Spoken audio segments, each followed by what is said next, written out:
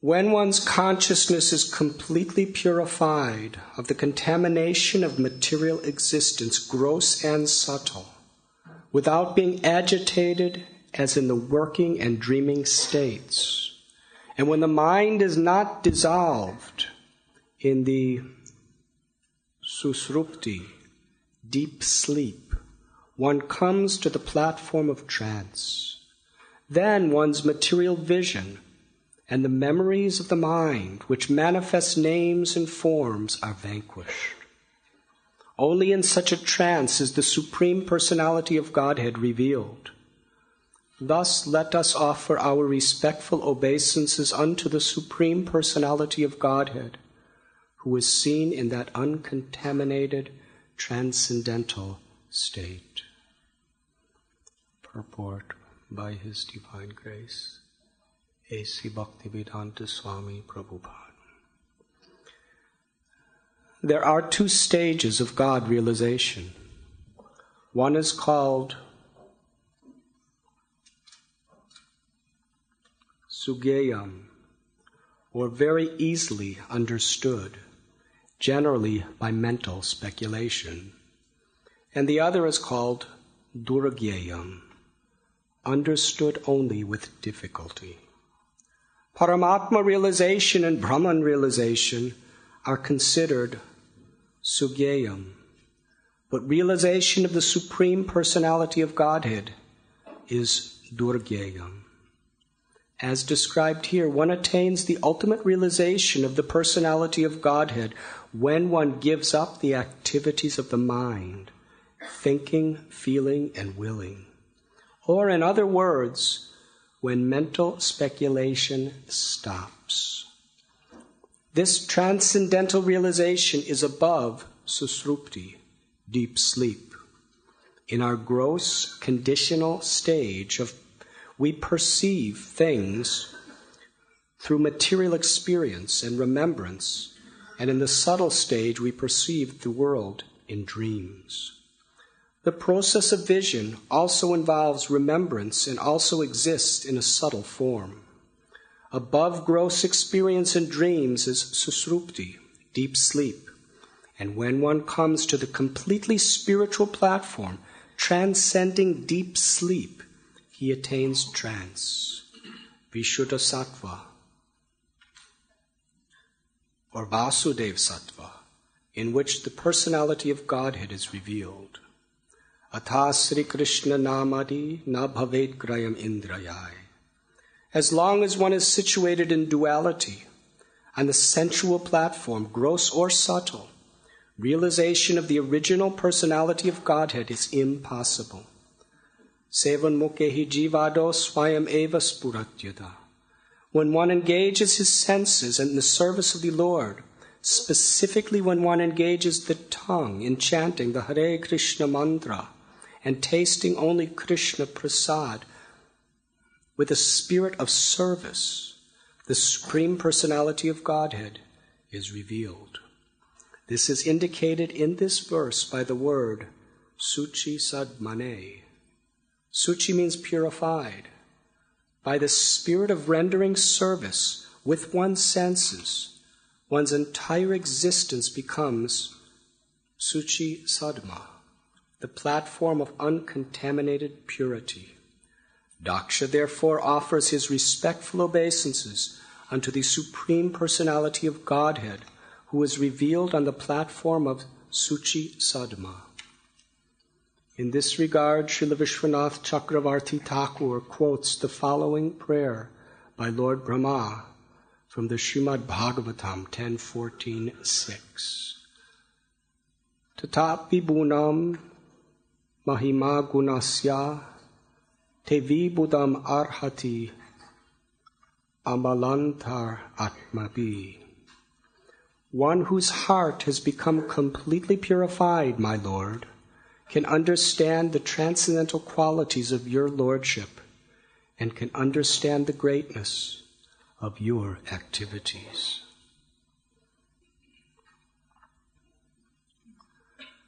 Om Agyantimidandasya Jnananjana Chalakaya Chakshurunmilitam jena tasmai Sri Gurave Namaha.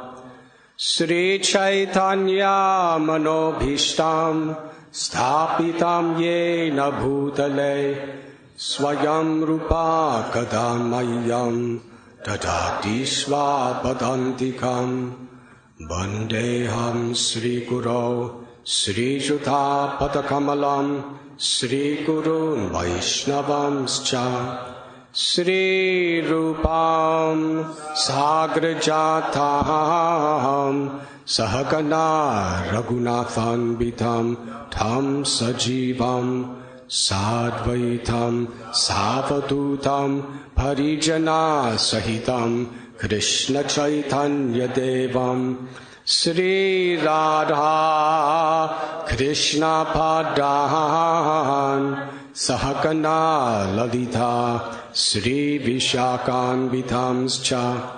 He Krishna Karuna Sindhu Dina Bandhu Jagatpate Gopesha Gopika Kanta Radha Kanta Namostate Tapta Kanchana Gaurangi Radhe Vrindavaneshwari Vrishabhanu Sute Devi Pranamami Hari Priye Vansha Kalpatarubhyascha Kripa Sindhubhya Evacha Patitanam Bhavanebhyo Vaishnavebhyo Namo Namaha.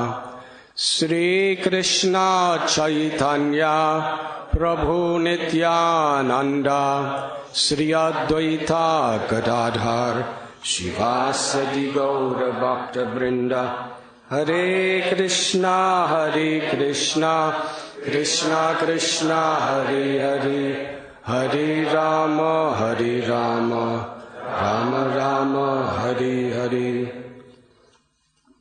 When one's consciousness is completely purified of the combination of material existence, gross and subtle, without being agitated as in the working and dreaming states,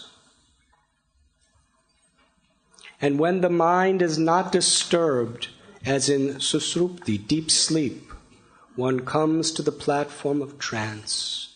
Then one's material vision and the memories of the mind which manifest forms and names are vanquished.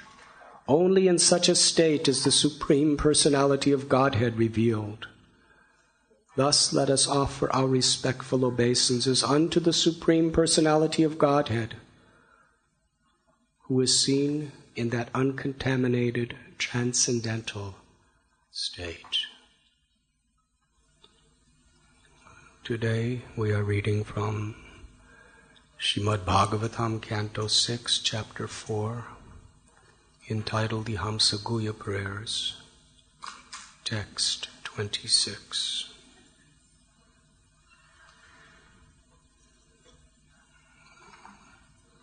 This prayer, wherein the person reciting is begging the Lord for a pure heart without material motivations, a heart that is uncontaminated by the lust, envy, anger, greed, pride, and illusion that captures the mind and the senses. Who is offering this prayer and its particular context is quite revealing.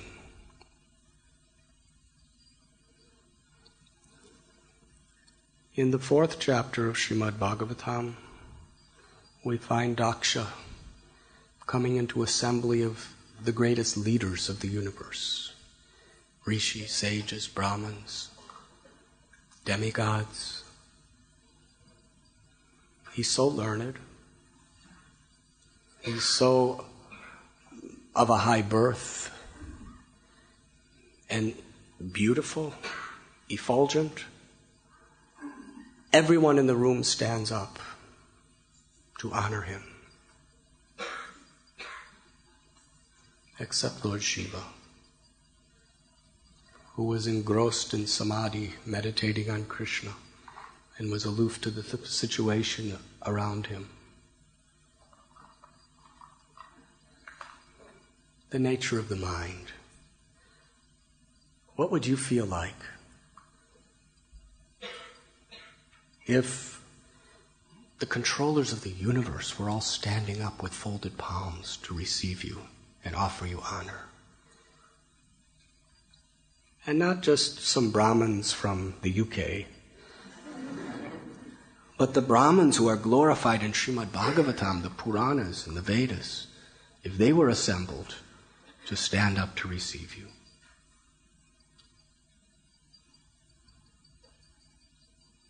Would you be happy? The nature of the mind is that it is always looking for some reason to be in anxiety. Do ever you have this experience? We could have so many blessings. So many things just could be going our way. But the mind's nature is it's searching for some excuse to be miserable, to be in anxiety, to complain, to criticize. That's the work of Maya. Here is a very graphic example. Daksha's young, he's healthy, he has a high position. There was no problem in his life. But his son-in-law, who is Lord Shiva, didn't stand up.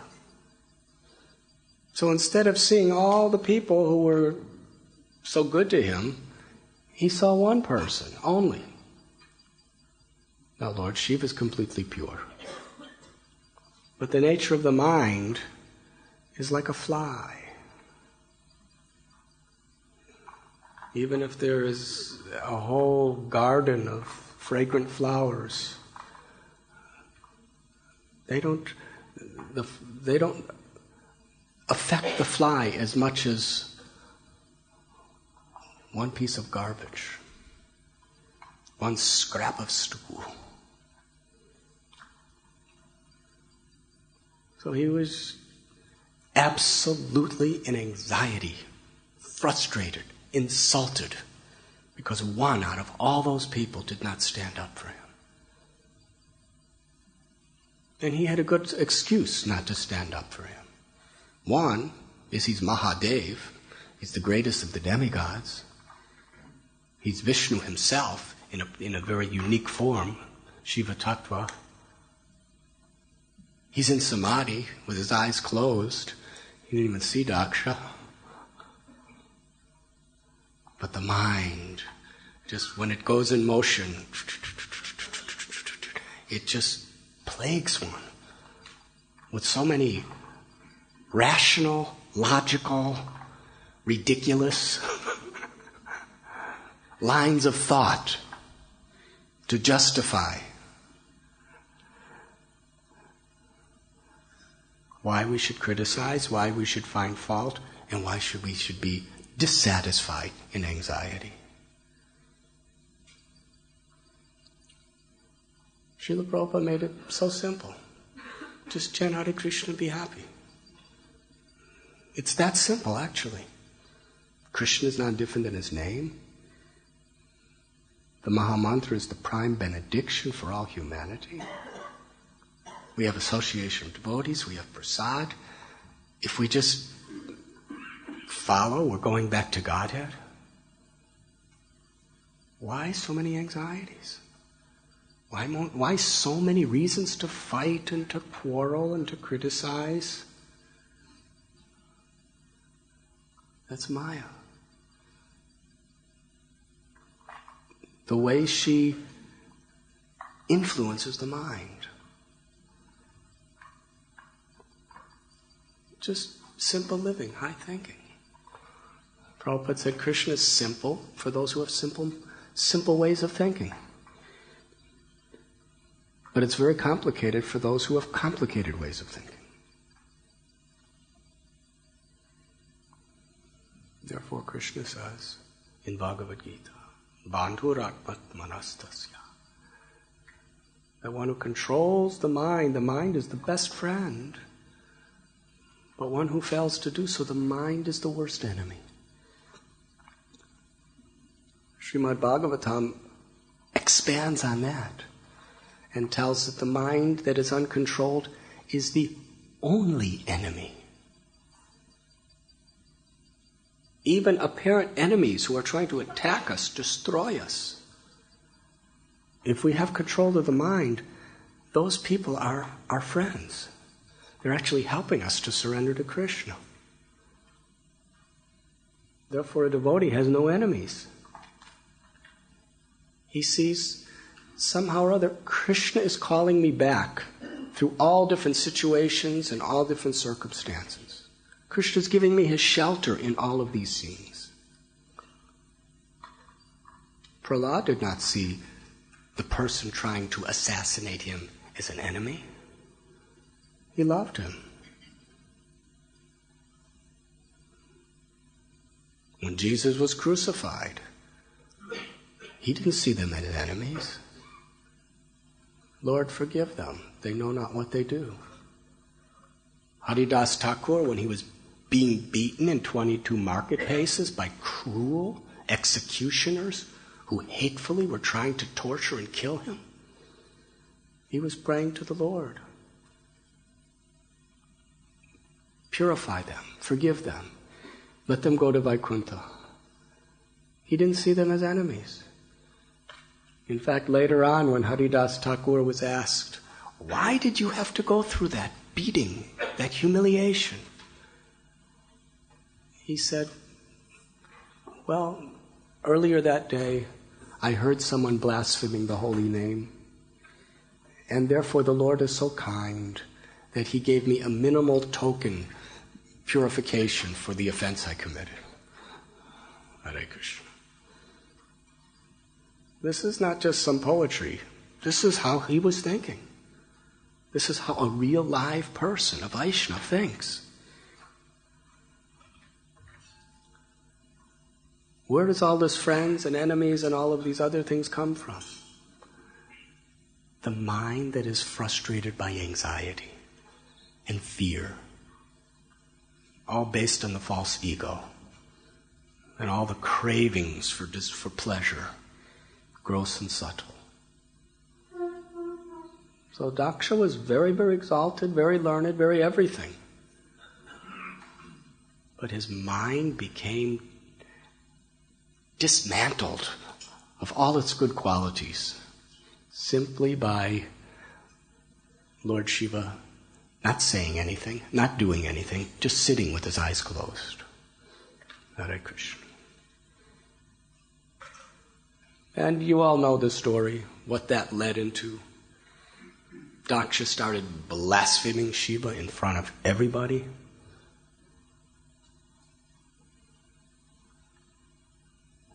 And that blasphemy is forever in the pages of Srimad Bhagavatam. Whatever's written in internet, it's not going to last. Nobody's going to care about anything on the internet in a few years. Yes? But what's in the pages of Bhagavatam is forever. Hare Krishna. So this was a heavy blasphemy. And ultimately that influenced others to blaspheme each other. One man's hatred created the influence of so many other people to start hating each other, criticizing each other, finding fault with each other, cursing, counter-cursing, counter-cursing, and then counter-cursing. That's what it was like. It was horrible. And then eventually Daksha was so hard-hearted by his uncontrolled mind that he showed cruelty to his own daughter. And she could not tolerate it, gave up her life. Lord Shiva sent his people, and Virabhadra, this very amazing personality. And ultimately, Daksha got his head cut off and thrown in a fire. Hare Krishna. So much for his greatness. Later on, Lord Brahma comes, and Shiva, he's a forgiving person.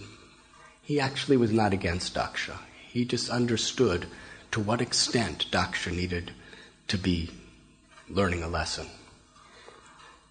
So Lord Shiva, he didn't have a head, it was burned in the fire. So to bring him back alive, you have to give somebody a head. So originally a goat was supposed to be in that yajna instead of Daksha. So he put the goat head on Daksha. This is high medical technology. We're very proud of our liver transplant and kidney transplant and even heart transplant, but have you ever heard of a head transplant? That includes the eyes, the ears, the nose, the mouth, the tongue, the brain, everything in one.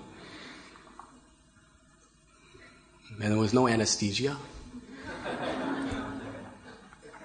There was no operating theater. It was just Lord Shiva just picked up the goat's head.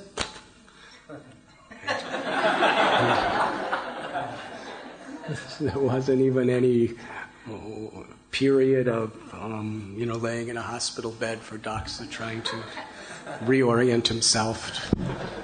He was the full-fledged Daksha with a goat's head. But it's the medicine that was perfect just for him. Because his beautiful face before was the cause of too much false pride. But now with a goat's head, wherever he went, little children, Daksha has a goat head.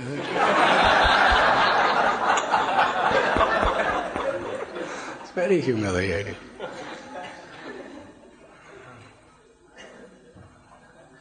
But he became sober. And he begged forgiveness from Lord Shiva. But after some time, the Srimad Bhagavatam explains, he had to give up that life. It was just too much, trying to be a demigod and doing his service and living in such a abnormal condition. So in the Chakshusha Manvantar, the same Daksha took rebirth.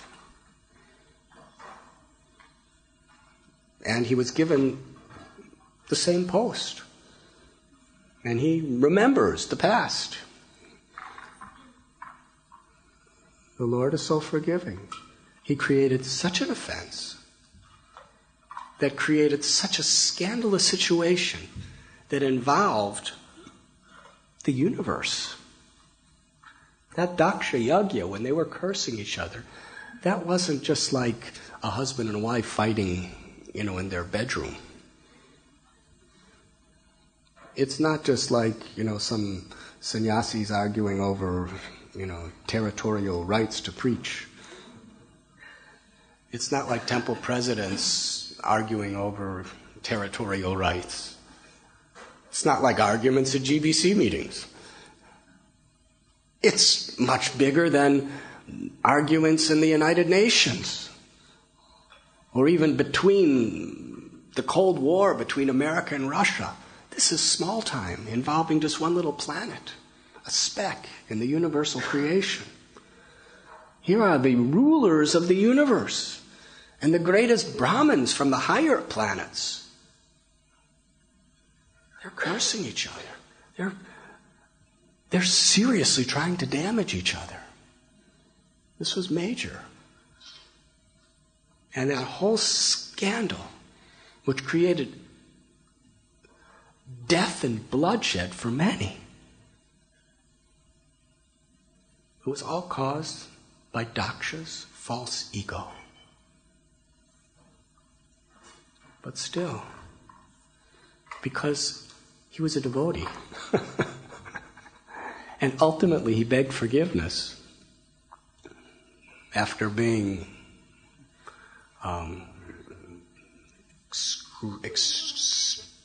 exceptionally humiliated, he was able to accept another post with another beautiful, handsome body, but with good lessons learned. And he's told to generate, be the father of humans and demigods and all other different species. Very powerful position. And he goes to a mountain in the wilderness to perform tapasya. And here the Lord is revealing himself to Daksha, and he's offering prayers to the Lord. My Lord, you have given me this service to be a Prajapati. Let me do it with a pure, uncontaminated mind. It's only with a pure, uncontaminated mind will I be able to please you through my service. This was his intention. So yes, Daksha learned good lesson. But unfortunately, he had to learn it through serious mistakes. But he learned it, at least for the time being. Krishna uses certain persons as examples to teach us what not to do. We should never take these persons to be ordinary. Otherwise, they wouldn't be coming again and again in the Srimad Bhagavatam. And they wouldn't be seeing God. Like Indra. Indra makes mistakes, but then God comes personally right before him to correct him. Daksha, same. Durvasa Muni, same. These are very, very important lessons that the Lord teaches us through very, very important people. Even Lord Brahma, he makes mistakes to teach us lessons by the arrangement of Krishna. Srila Prabhupada is explaining here how, in order to purify our consciousness,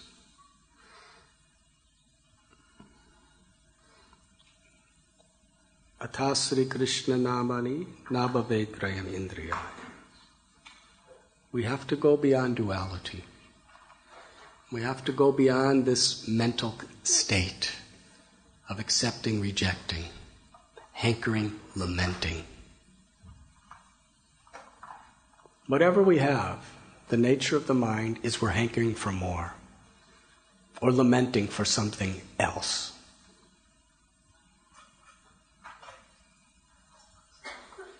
If we don't have a pure mind, even if we go to Vaikuntha, we'll not be satisfied. We'll be hankering for something else. We'll be lamenting for something else.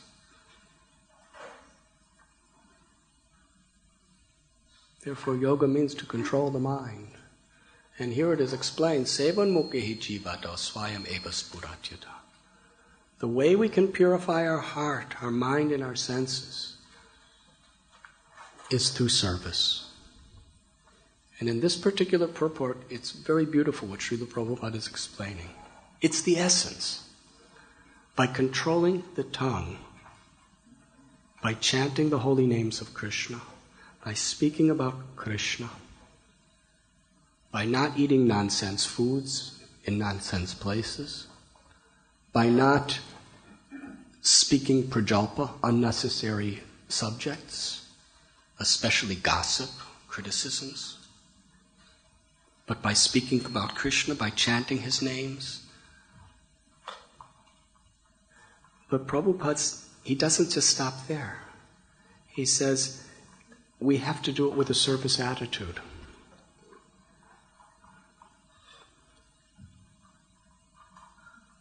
Whereas, let me just read that again.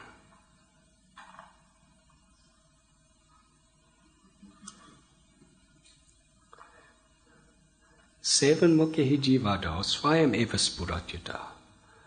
when one engages his senses in the service of the Lord, specifically when one engages the tongue in chanting Hare Krishna mantra and tasting only Krishna prasad with a spirit of service, the Supreme Personality of Godhead is revealed. Just chanting is not enough. Just eating prasad is not enough. It must be done in a spirit of service to attract the Lord. Therefore, Srila Prabhupada gave us a program. How strictly he was about our chanting the holy names. It is the Yuga Dharma. According to the Vedas, Sri Chaitanya Mahaprabhu, there is no other way in this age of Kali to awaken that innermost essence of our soul, love of God, except through chanting God's names. At other times there were other ways.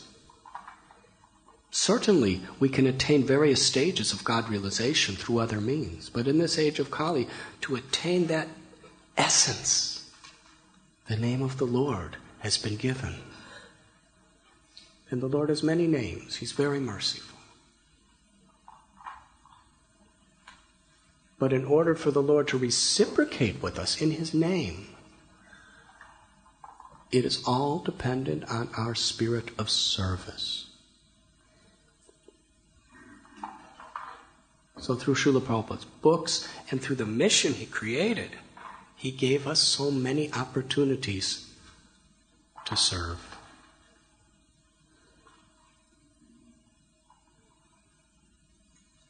To serve the Vaishnavas, to serve the spiritual master, to serve the conditioned souls. A devotee who really understands what Krishna consciousness is, in every situation is an attitude of servant. Even if we are in a leadership position, we are serving our subordinates. And even if we're accepting subordinates to do some things for us, our spirit should be, by allowing them to do this, I'm serving them. Jivara swarupoy krishnara nityadas. If we're eternally servant of Krishna, then we're eternally servant of Krishna in every situation. And we see our service to Krishna in every opportunity to serve everybody. That was Srila Prabhupada's consciousness. He would sometimes say, "You have all been sent by my Guru Maharaj. You are all representatives of my Guru Maharaj." Now you serve the Lord by serving His representatives. You serve the spiritual master by serving the representative. Prabhupada saw all of us as the means to serve his Guru, by serving us. He saw his Guru in every one of us. And by serving every devotee, even his disciples, he's seeing that as service to his Guru. Always servant. A devotee never feels in his or her own heart that I am master. Gopi Bhartur Padakamalayora Dasa Dasa Das Anudas. But Maya is so strong and so subtle and so thorough. We know this. We've heard this. If we just have that spirit of servitude and chant the holy names, perfection is very easy. Chaitanya Mahaprabhu raised his arms and he gave the world a benediction. Just chant the names of Krishna and do not criticize others, and I will deliver you. If we can just do those two things. But you can't not criticize others unless you really have a service attitude. If you don't have that service attitude, your mind will force you to criticize others. You can't just remain neutral. Maya loves people to try to be neutral. Because in that state, she'll drag you right down. When you're going in a river and you're being led, I remember years ago, I got caught in quicksand. And in order to get away at quicksand, I had to swim upstream in a river. And the river was just pulling me back to the quicksand, where I would die. Hare Krishna. Now, can you remain neutral in a situation like that? Well, I don't want to go back, I don't want to go forward, I'll just relax. You can relax, but you'll be in the quicksand in a matter of seconds. To swim upstream is a struggle. And the current of this material world is all down. Maya, the current is all toward illusion. It's all toward the repetition of birth and death. And we have to fight against that current. And we have no power to do so. That current is too much.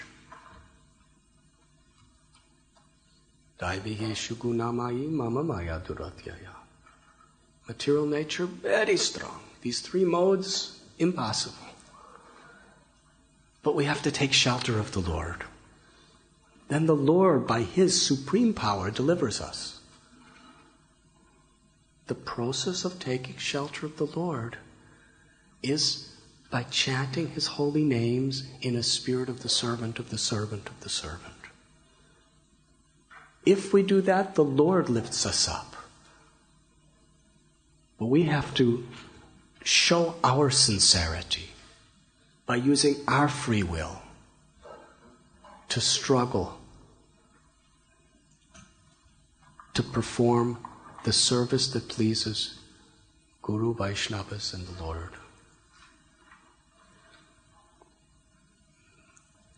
We have to take it seriously. One of the greatest weapons of Maya that she defeats a devotee with, the mind, is complacency. We don't really believe that I have to do it now. Because Maya Devi, through our mind, gives us so many excuses. Rational, logical, sometimes even philosophical reasons why to postpone this inner surrender to the spirit of servitude. One more thing. Let me finish my exams, then I'll surrender. But you never finish your exams, because there's always exams. There's your elementary school exams, then there's your high school exams, then there's your college exams, then MA exams, then PhD exams. Then you may get married. Some serious exams coming.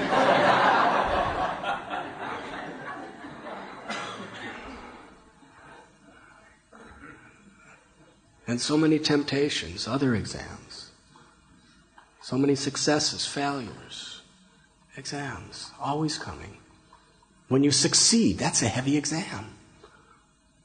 If you become proud, you failed. If you become corrupt in your success, become proud, I'm empowered now, I'm a great devotee, look at what I have done, very skillful, very knowledgeable, very industrious. If you think you're better than someone else, you just failed your exam. D-, maybe an E, maybe an F. And you're thinking, look at me, Hare Krishna. And if you lose everything and became angry and blame others, you failed your exam.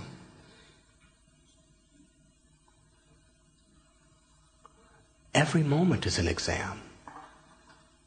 And what does it mean to pass the exam? To maintain and increase your spirit of service. And in that spirit, take shelter of Krishna with one's whole heart. Sometimes when we're falling off a cliff, how many of you have fallen off a cliff? When you're falling off a cliff, you're taking shelter of Krishna. Hopefully. When there's really some dangerous disaster imminent in your life. But Srila Prabhupada taught, we have to have that type of intensity even when things are going really well. Complacency is one of our greatest enemies. We know what we have to do, but the mind just finds so many reasons why to postpone it. And it doesn't get any easier. The more you give in to Maya's dictations, the more you're habituated to do so, and the more difficult it becomes in the future.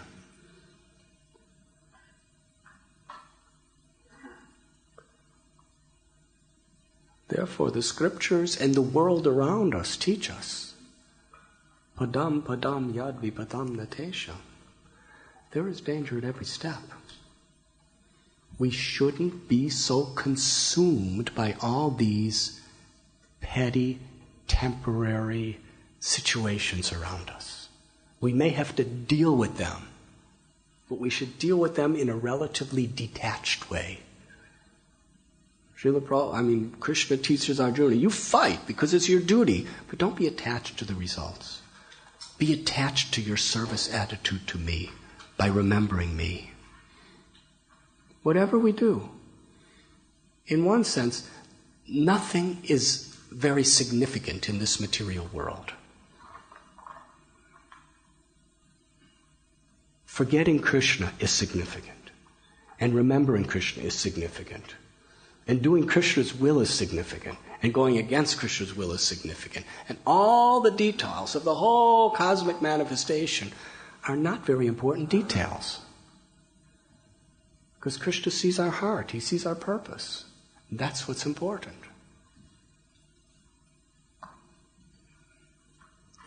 But still, we just cruise along with life.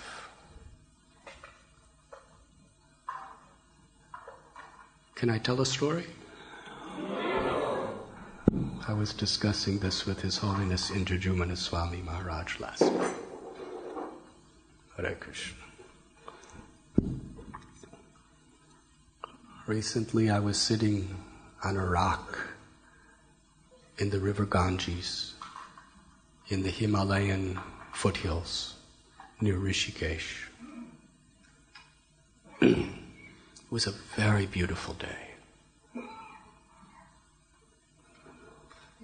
Himalayan breeze, cooling and refreshing my body. It's very clear sky, and the water of the Ganga. A work of art at every moment. Did you ever see a fast-rushing river with crystal clear aqua water? Its waves, its ripples, its swirls. It's intoxicating to look at. If we really focus on it, it's unbelievable. The types of shapes, the types of designs. No human artist could capture that moment as it is. But yet this magnificent artwork is being revealed everywhere in the whole river, at all times. But an amazing lesson is as soon as it's created, that art, it disappears immediately. It's created, disappears, created. It's an ever-running process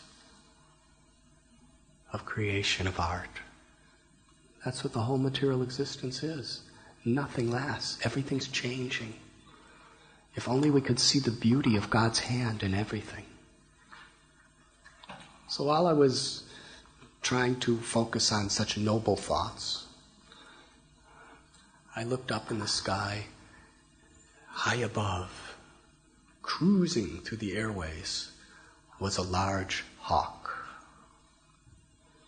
His wings were spread. His orange, brown, colored feathers were shining in the sun. He began hovering lower and lower and lower and lower until he was just a few meters from over my head. And all these little birds, they were all chirping and winging around in very artistic but very almost passionate ways of flying. But the hawk was like the emperor of the sky. Such confidence. His glistening green eyes were gazing down and surveying the river. I was watching. Suddenly, the hawk plunged right into the river. And then I saw a little skirmish for just a few seconds. Then the hawk emerges from the river. In its claws, or talons, there is a fish about a foot long. That fish I was watching so carefully that fish. He was totally, I don't know if it was a he or she.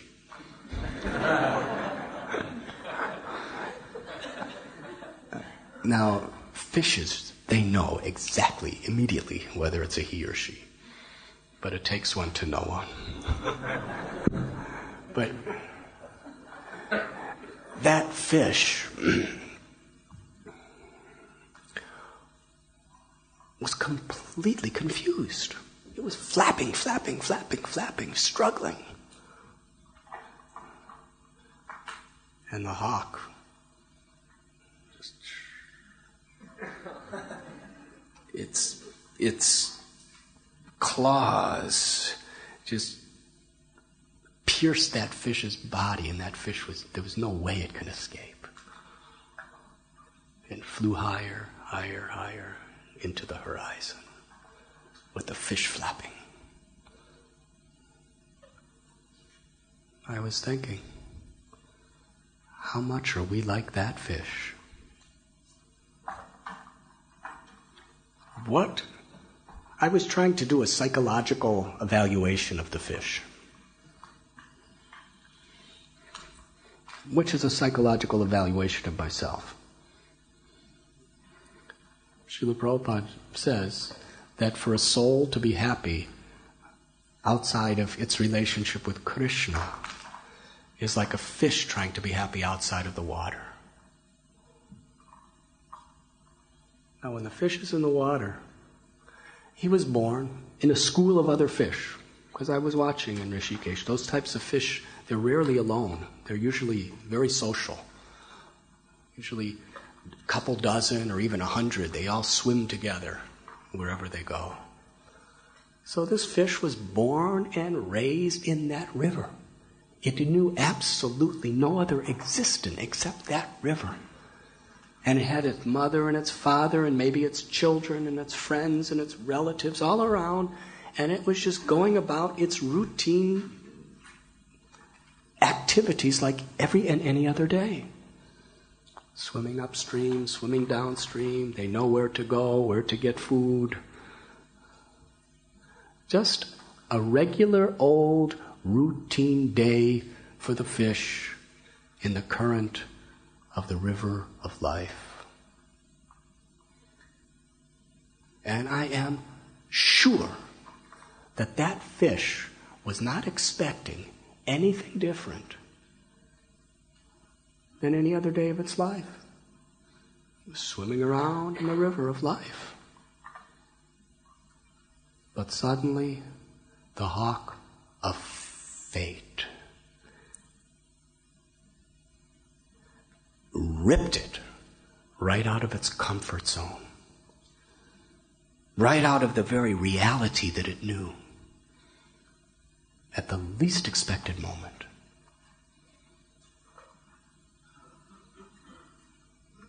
And the fish was helpless, disoriented, and about to die. So yes, we have a tendency. Those who are not devoted to the Lord, they just go on with their routine activities in this world, trying to make some money, trying to enjoy with their friends, trying to enjoy themselves, trying to solve the problems of this life, trying to relax, whatever we do. It's the routine lifestyle. But we don't know. The hawk of fate could be a tsunami. That tsunami that hit South India, Indonesia, hundreds and thousands of people killed within minutes. They were all just going about their business. No one expected it. Not a single person. Some years ago, I was laying in my room. It was early morning. It was in Bombay. And all of a sudden, everything was shaking. Things were falling from the shelves, books. And we had an orphanage in the temple, and the children were all screaming out, Hare Krishna, Krishna Krishna, Hare Hare. And then everything was all right. But just a couple 100 kilometers away, 20,000 people died in an earthquake. Did a single one of them, when they went to sleep that night, think, I'll never wake up again? No. Mothers had their rice and dal soaked to grind to make idlis in the morning. Fathers had their business plans. Children had their play plans or their school plans. The hawk of fate. Just a couple days ago, a cyclone in Burma. How many people killed? I think 22,000 they found so far. Just a couple days ago, 22,000 people were killed. Near Burma, Southeast Asia. No one expects it.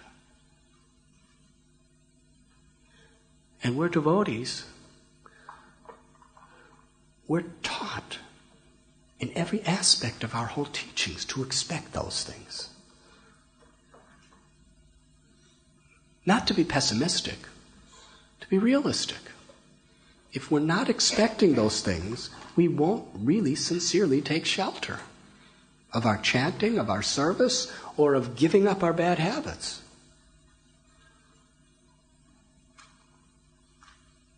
We should know that that hawk of fate has its glistening green eyes focused on every single one of us as we're swimming around in the river of life. And at any moment, everything changes. Could be the death of a loved one. Could be economic disaster. Could be revelation that I have a terminal disease. Could be natural disaster. Could be enemies who want to destroy us. Recently I was in Russia. Can I tell you a secret? I'm sure this will never get out of this room. Because I know devotees are very confidential.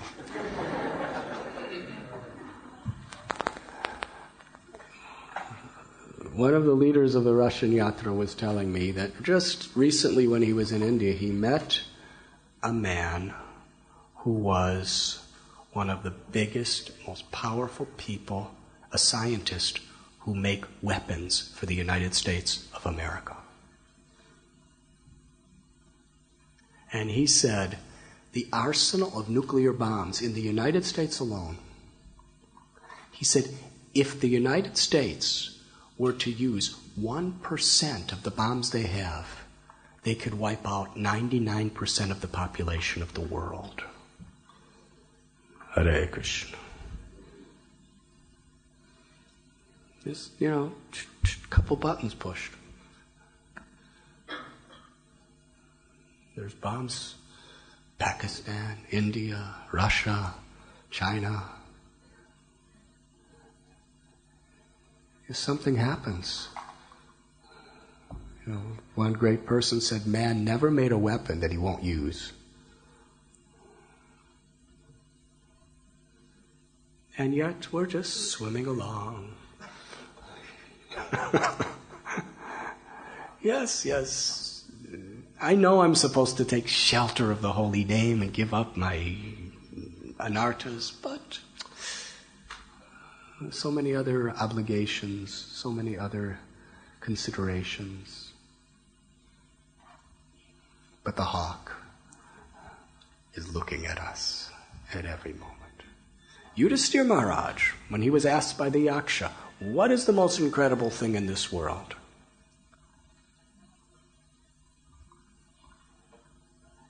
We've all heard it before, but it's so important that we see death everywhere. But yet we all think it's not going to happen to me, at least not yet, at least not for a while.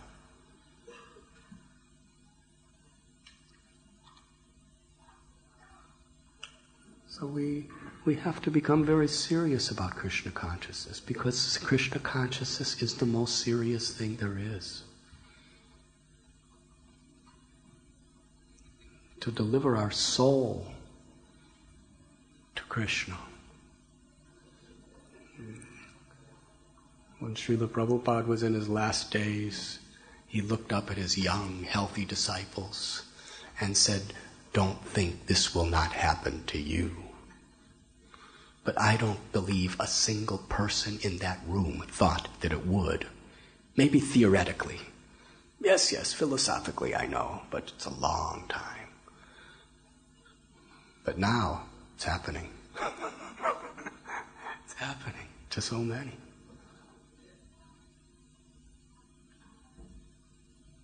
So let us take this wonderful opportunity very seriously. Let us fight against this complacency. Jesus said, be hot or cold, but if you're lukewarm, I spit you out. Krishna says, Vyavashayatmaka budhir ekeha kurunandana bahushaka hinantascha budhayo vyavashayanam. Those who are on this path are resolute in purpose. They are determined. The minds of those who are irresolute, complacent, is very many-branched. If we're not intensely trying to take shelter of Krishna, whatever room our mind has outside of that intense desire is going to be diverted by Maya. That's the way she works. And it doesn't get easier as you go older. We have to do it now.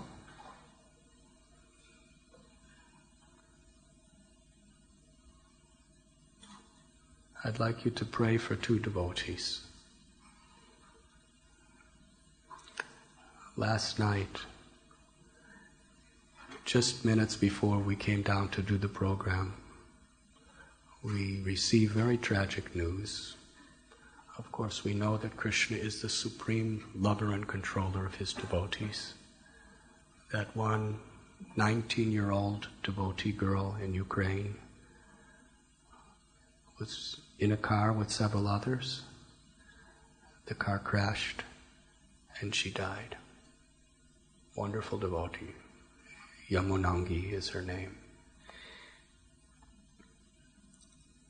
Please pray for her soul.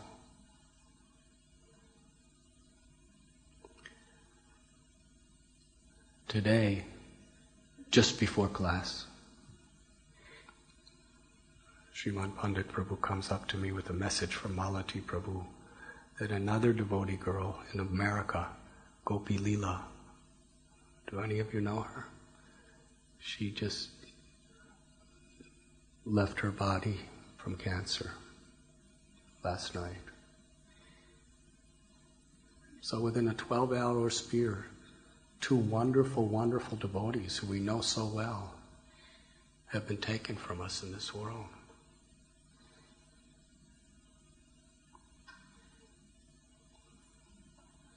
Please pray to Radha Gokulananda to shower their blessings and mercy upon them. But also we should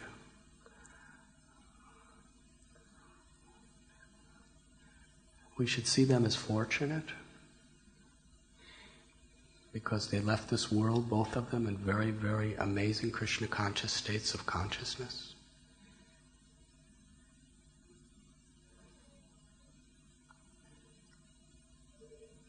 But we should also see that there's great lessons. That who are we? When will that hawk of fate take us out of the river of life as we know it? It could happen any moment to anyone, anywhere.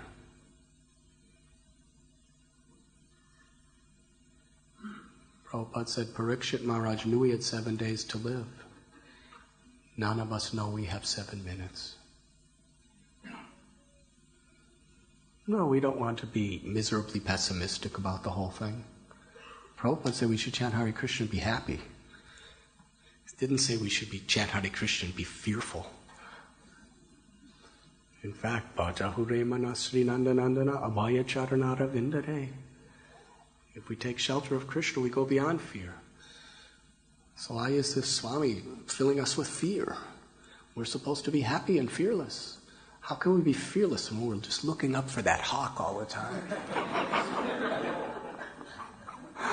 Little fishes, no hawk, not now.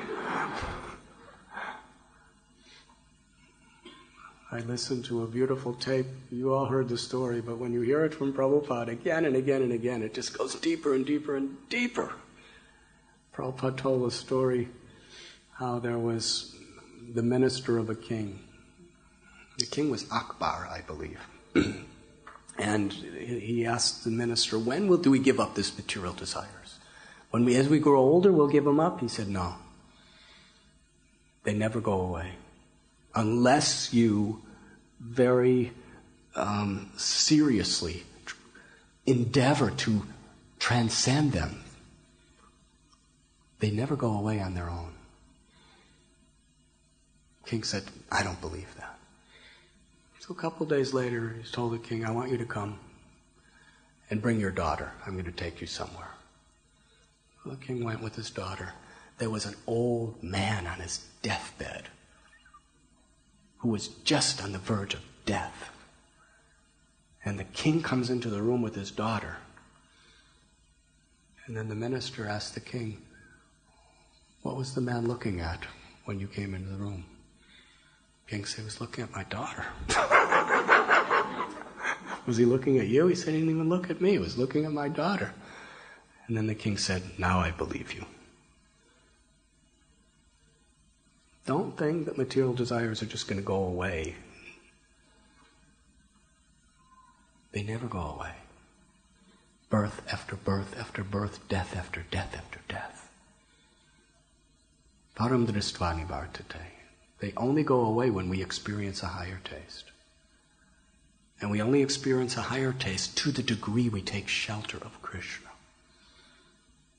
Especially by serving his devotees, by hearing his glories, and by chanting his holy names. Hare Krishna, Krishna Krishna, Hare Hare, Hare Rama, Rama Rama,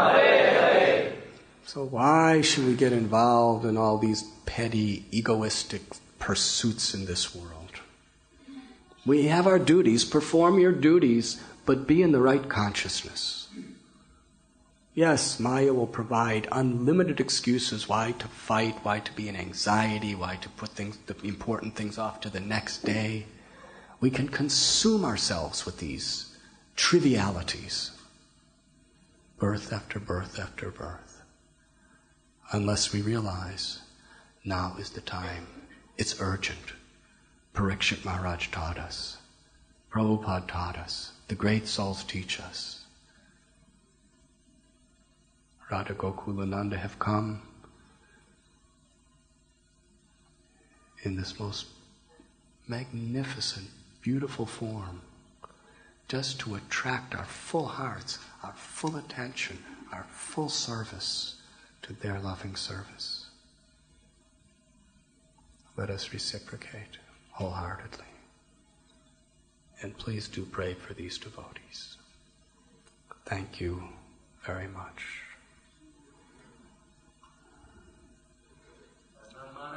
Would you like to speak something, Maharaj? Please? Some realization? I'll fly much happier if I hear your realization. Om Agyantimirandasya Ginangina Shalakaya Chaksurimilitam Jena Tasmaya Sigurave Namaha Sri Chaitanya Manopishtam Stapitam Jena Bhutale Swayam Rupakadamayam Dadantes.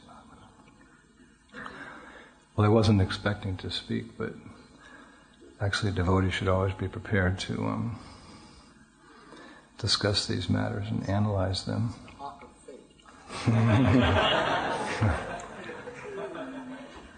I was thinking as Maharaj was speaking that it's not if that hawk of fate is going to put his green eyes on us and take us from the current of life, but it's when. One of my friends, a very close friend of mine, is a doctor, Swami Das. We preached together for many years when I was in France, and he went back to his medical profession at one time, and he became a doctor in mainstream society. And as part of his training, he had to work in an emergency ward for 6 months. And we were in close contact at that time, and he called me one day and he said, "Maharaj, you know, the most amazing thing is that practically everyone who it comes through this emergency ward, they all say the same thing. Doc, I never thought this would happen to me." So as Maharaj was speaking, I was trying to take it very personally, because we always think the other person, this person, that, but this will all happen to us one day, and it's always, even though we study and we hear the dukkhalayam ashashvatam, the temporary nature of this world, it always comes as a shock when these things happen to someone close to us or a loved one, and eventually to ourselves. So, as the Boy Scouts of America say, we have to be prepared. And the best way to be prepared is to constantly hear about this subject matter. And as Maharaj was saying, not become pessimistic about life, but actually realistic. And I find one way to always be prepared is to share this message with others, particularly when you go out on Sankirtan. I find that Sankirtan is the best training field for realizing the philosophy of Krishna consciousness. Because when you go out on Sankirtan, you're always reminded of these things. Abrahma bhuvana loka punar arvito arjuna mamopetate kontiya punarjanma nividyate, that from the highest planet in the material world down to the lowest, all are places of misery wherein repeated birth and death take place. But it's interesting to note that although Krishna gives a pessimistic evaluation of material life, as we've been hearing today, Lord is so kind that He always gives the positive alternative. This is our hope in Krishna consciousness. Punarjanma navidyate. But one who attains to my abode, Arjun, he never takes birth again. Radhanath Swami is very expert at analyzing material existence and helping us to give up our attachments to material life. But even within mundane society, there are people who realize these things. For example, Jean-Paul Sartre is a very famous French philosopher. And before I came to Krishna consciousness, I was reading some of his writings. He also expertly analyzed how temporary this world is and how much suffering it is. He could also give this analogy, that analogy. Of course, he wasn't quoting Shastra, he was speaking from his own perspective, but he was partially self-realized, you could say. But he had no positive alternative. So the conclusion of his analysis of material life was that he took his life. He committed suicide. You don't want to become his disciple. Follow his path. But the beauty of our Guru Shastra and Sadhu is though we hear these things and sometimes it's a bit scary.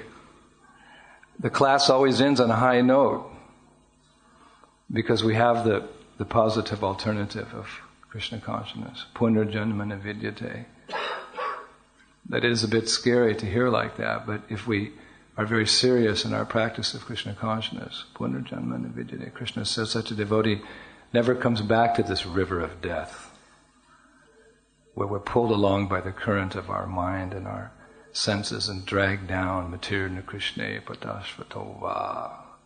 Because of their uncontrolled senses, people too addicted to materialistic life gradually fall down into hellish conditions of life. And once they realize their unfortunate condition, neither by their effort or by the effort of others or a combination of the two can they be saved from that situation.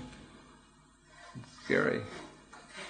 But if you follow the path of Krishna consciousness, you always have that wonderful positive alternative. And by going out and preaching Krishna consciousness, it's more than just philosophy. Class is philosophy and it's necessary, but also that practical experience is very important. When you go out and preach, you're reminded of these things. You can't help but see the miserable life of this world, especially here in London. Prabhupada said, as much as they've tried to make it look very nice, Prabhupada's conclusion was, what is London? London is hell. The newspaper reporter asked him, what do you think of London? Oh, Big Ben and the Parliament building and the River Thames and the great history and the kings and the queens. Prabhupada said, London's hell. That was the headlines in the newspaper. Swami's, yes, London is hell. So we hear and we see. But at the same time, by going out and taking this message to others, we see the Gaur Shakti, we see the internal potency of Lord Chaitanya, that through the process of Krishna consciousness, essentially through chanting, Hare Krishna, Krishna Krishna, Hare Hare, Hare Rama, Hare one can be delivered from this current of material life. So what intelligent person would not take advantage of that opportunity? It's clear through Guru, Shastra and Sadhu, the conclusion is very clear. Dukkalayam ashashvatam, like we said yesterday. Eloquence is truth spoken concisely. Dukkalayam ashashvatam, it's a temporary place for me. So here's the solution. What intelligent person would not take the opportunity? But still, although we hear these things, we still remain attached. This is Maya. Although we hear such a wonderful lecture again and again, we walk out and the material desires surface and we contemplate them for a moment. So what to do? Well, our strength is in our numbers. Many hands make small work. If we remain in the association of devotees, this is our strength. And we can help each other out of this current of material existence by congregational chanting of the holy names. Hare Krishna, Krishna Krishna, Hare Hare, Hare Rama, Hare Rama, Hare Krishna.